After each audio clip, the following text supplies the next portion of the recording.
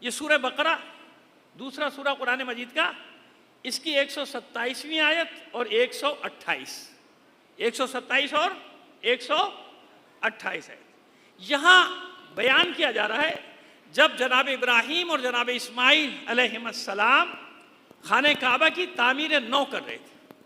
خانہ کعبہ نئے سرے سے تعمیر نہیں کیا، یاد رکھیے گا، خانہ کعبہ تو پہلے سے تھا۔ جناب آدم کے علیہ السلام کے زمانے میں جناب جبرائیل کی مدد سے جناب آدم نے خانہ کعبہ کے نشان بنا دیے تھے، خانہ کعبہ بنا تھا، لیکن ہزاروں سال کے پروسیس کے بعد وہ مٹ چکا تھا، نشان ہوگا ضرور، مٹ چکا تھا۔ اب جناب ابراہیم اسماعیل یہاں آئے کیسے، وہ بھی آگے کی مجالس میں آ جائے گا، آپ کے سامنے آ جائے گی بات۔ لیکن جناب ابراہیم اور جناب اسماعیل علیہ السلام نے اس سے تعمیر نو کیا تھا، یعنی اللہ کے حکم سے، اپنی مرضی سے تو نہیں کر سکتے تھے۔ یہ اس واقعے کی طرف یہ آیت اشارہ کری، وَإِذْ يَرْفَعُ إِبْرَاهِيمُ الْقَوَاعِدَ مِنَ الْبَيْتِ وَإِسْمَاعِيلُ، اور یاد کیجئے حبیب، جب ابراہیم اور اسماعیل اللہ کے گھر کی بنیادوں پر دیواروں کو اونچا کر رہے تھے، دیواروں کو، یعنی اس کا مطلب ہے کہ بنیادیں پہلے سے تھیں، اس پہ نئی تعمیر، نئی عمارت کی تعمیر کر رہے تھے۔ تو اس وقت جناب ابراہیم اور جناب اسماعیل نے کچھ دعائیں مانگی، اور یاد رکھیے گا کہ اس موقع پر آپ نے جو بھی دعا کی ہے وہ سب دعائیں اللہ کی بارگاہ میں قبول ہو گئیں، مقبول ہو گئیں۔ کیوں؟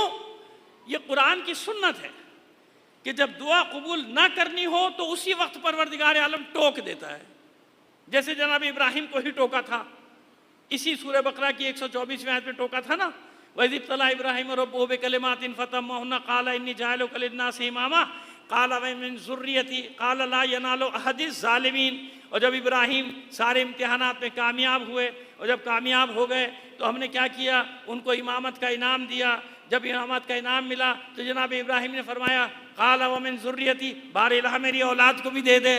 جواب کیا ملا؟ قَالَ لَا يَنَالُ أَحَدِ الظَّالِمِينَ، آپ کی اولاد میں تو پتہ نہیں کیسے کیسے آئیں گے، ابو جہل آئے گا، ابو لہب آئے گا، اور پتہ نہیں کیسے کیسے آئیں گے، لہذا سب کے ساتھ میرا وعدہ پورا ہونے والا نہیں ہے، ظالمین کے ساتھ میرا وعدہ پورا نہیں ہوگا۔ ہاں، جو اس قابل ہوگا آپ کی اولاد میں، یہ میرا آپ سے وعدہ ہے کہ اسے امام ضرور بناؤں گا۔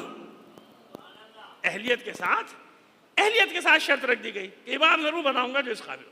تو میں عرض کیا کر رہا ہوں کہ جہاں پوری دعا قبول نہیں کرنی وہاں ٹوک دیتا ہے۔ جناب نوح نے اپنے بیٹے کے لیے دعا مانگی، پروردگار بچا لے، تیرا وعدہ تھا اہل بیت کو بچاؤں گا، خبردار ایسا نہ ہو کہ آپ معاذ اللہ گمراہوں میں سے ہو جائیں، یا آپ کا اہل نہیں ہے، انہو لیس من اہلک، ٹوک دیا نا۔ یہاں جو دعائیں ہیں نا کعبے کی تعمیر کے وقت، جتنی بھی دعائیں، وہ سب میں انشاءاللہ پیش کروں گا مجالس میں زندگی رہی تو، اور اس ہر دعا کو اللہ نے قبول کیا، ہر دعا کو اللہ نے قبول کیا۔ اب آئیے دیکھیے کیا مسئلہ کیا ہے جو بیان کرنا چاہ رہا ہوں۔ یہ میں نے تمہید بنائی وہ مطلب پیش کرنے کے لیے جو میں آپ کے سامنے پیش کر رہا ہوں۔ وَإِذْ يَرْفَعُ إِبْرَاهِيمُ الْقَوَاعِدَ مِنَ الْبَيْتِ وَإِسْمَاعِيلُ، اور جب ابراہیم اور اسماعیل نے ان بنیادوں پر کعبے کی دیواروں کو اونچا کرنا، یعنی تعمیر کرنا شروع کیا عمارت کو، تو کچھ دعائیں مانگی۔ پہلی دعا ربنا تقبل منا انک انت السمیع العلیم، جو آپ اور میں بھی پڑھتے ہیں، جناب ابراہیم کی دعا ہے قرآن کی۔ اے ہمارے پالنے والے، ہم سے اس عمل کو قبول کر لے، تو جاننے والا بھی ہے اور سننے والا بھی۔ اچھا یہ بتائیے کہ یہ خانہ کعبہ کی تعمیر اپنی مرضی سے کر رہے ہیں یا خدا کے حکم سے کر رہے ہیں؟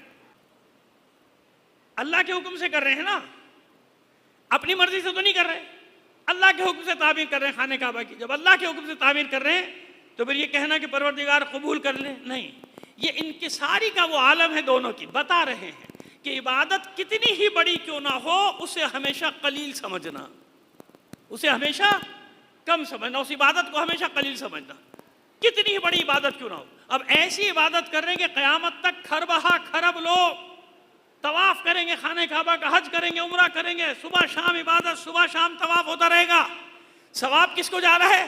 ان دو ہستیوں کو، ابراہیم اور اسماعیل، اور تیسری شامل کر لیجئے جناب حاجرہ سلام اللہ علیہ۔ لیکن پہلے مرحلے میں بتا رہے ہیں کہ عبادت کتنی ہی بڑی کیوں نہ کرو، آخر میں یہ دعا کیا کرو، ربنا تقبل منا، بار الہ تو قبول کر لے، تو قبول کر لے۔ ایسا ہی ہے۔ آئیے پہلی دعا۔ دوسری دعا جس پہ ہماری گفتگو کا محور ہے سارا پورے 9 مجالس کا، ربنا وجعلنا مسلمین لک، اے پالنے والے ہم دونوں کو مسلمان رکھنا۔ تو یہ تو طے ہو گیا نا کہ ابراہیم کے زمانے سے اسلام ہے۔ وہ قرآن کی آیت ہے نا، یہ وہ حدیث تو نہیں ہے۔ وہ یہی میں دیکھ رہا ہوں کہ آپ کی ماشاءاللہ چہرے تو ہل رہے ہیں مگر زبان نہیں ہلتی، چلیے چہرے بھی ہل رہے ہیں تو کافی ہے میرے لیے۔ صلوات بھیجیے محمد آل محمد پر۔ آئیے، ربنا وجعلنا مسلمین لک، اے پالنے والے ہم دونوں کو مسلمان رکھنا، اسلام پہ باقی رکھنا۔ پہلی بات ثابت ہوئی کیونکہ آپ نے ہی فرمایا تھا انا اول المسلمین، میں روئے زمین پہ پہلا اسلام لانے والا ہوں، پہلا مسلمان جناب ابراہیم۔ اس آیت میں دعا کرنے والے رہا ہم دونوں کو مسلمان رکھنا، اسلام پہ باقی رکھنا۔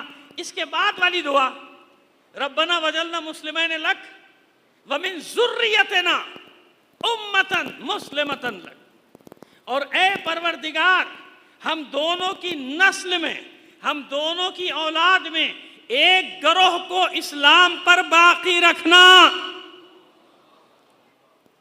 ومن ذریتنا امتا مسلمتا لک، ہماری اولاد میں ایک گروہ ایسا ہونا چاہیے جو ہمیشہ اسلام پر رہے۔ کیوں؟ سب کی دعا نہیں مانگی، پہلے ٹوکا جا چکا تھا، جانتے تھے نا کہ میری اولاد میں بت پرست بھی ہوں گے، مشرک بھی ہوں گے، ملحد بھی ہوں گے، سب ہوں گے، لیکن ایک گروہ پالنے والے ہر دور میں۔ اب یہ مجھے بتائیے کہ جناب ابراہیم کی دعا قبول ہوئی یا نہیں ہوئی؟ ہوئی نا دعا۔ جب قبول ہوئی تو اس کا مطلب یہ ہوا کہ چاہے مختصر ہوں، چند لوگ ہوں، ہر زمانے میں پیغمبر ختمی مرتبت صلی اللہ علیہ وآلہ وسلم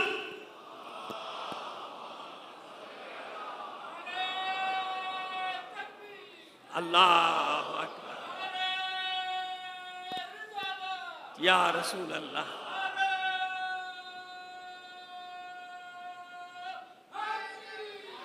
یا اتنی بلند آواز سے صلوات بھی بھیجیے محمد آل محمد پر۔ تو طے ہو گیا۔ اس کا مطلب یہ ہوا کہ چاہے چھوٹا سا گروہ ہو لیکن کوئی دور اسلام سے خالی نہیں رہا، ہر دور میں ایک مسلمان گروہ ہونا چاہیے۔ ثبوت، تاریخی دلیل کیا؟ ابھی دیتے ہیں تاریخی دلیل۔ یہ تو طے ہو گیا نا کہ ابراہیم نے دعا مانگی تھی ایک گروہ ضرور ہونا چاہیے جو اسلام پر باقی رہے میری اولاد میں، اور دعا قبول ہوئی۔ تو ڈھونڈیے نا اس گروہ کو، وہ گروہ کون سا ہے؟ ڈھونڈیے، دنیا سے سوال ہے ہمارا، تلاش کیجئے کہ وہ گروہ کون سا ہے۔ نہیں ملے تو پھر ہم بتاتے ہیں آپ کو، نہیں ملے تو ہم بتاتے ہیں آپ کو۔ سرزمین بطھا، یثرب، یہ مکے کی سرزمین بت پرستی کا مرکز ہے نا۔ اور یاد رکھیے کہ ہر قبیلے کے کوئی نہ کوئی بت ہے، جس کا بت نہیں اس کی بیچارے کی عزت ہی نہیں، کہ ان کا تو کوئی بت ہی نہیں ہے۔ اور کئیوں کے تو کئی بت ہیں، لات، منات، حبل، عزا، نائلہ، اصحاب، اور پتہ نہیں کیا نام سب کے لکھے ہوئے ہیں۔ ہر قبیلہ فخر سے بت کو بیچ چوک پہ اپنے قبیلے میں رکھتا تھا کہ یہ میرا بت، یہ میرا بت، یہ میرا بت۔ اور خانہ کعبہ میں تو سب نے ایک ایک رکھا ہوا تھا، چھوٹا چھوٹا ماڈل بنا کے۔ وہ کتنے ماڈل تھے؟ 360۔ کتنے بت تھے؟ 360 بتوں کا مطلب کیا ہوا کہ 360 قبیلوں کی نمائندگی تھی، ہے نا؟ ہے، تاریخ میں ہر قبیلے کا بت ملے گا۔ اور میں نے بتا دیا جس کا بت نہیں اس کی عزت نہیں۔ اب میں چیلنج کرتا ہوں کہ ہر قبیلے کا بت تلاش کرنے والوں، جاؤ ڈھونڈو تاریخ میں اور تلاش کر کے بتاؤ بنی ہاشم کے بت کا کیا نام ہے۔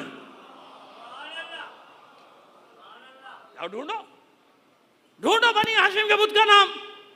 واحد قبیلہ سرزمین حجاز میں جس کا کوئی بت نہیں تھا۔ کیوں؟ ان میں سے کسی کی پیشانی کسی بت کے سامنے نہیں جھکی تھی۔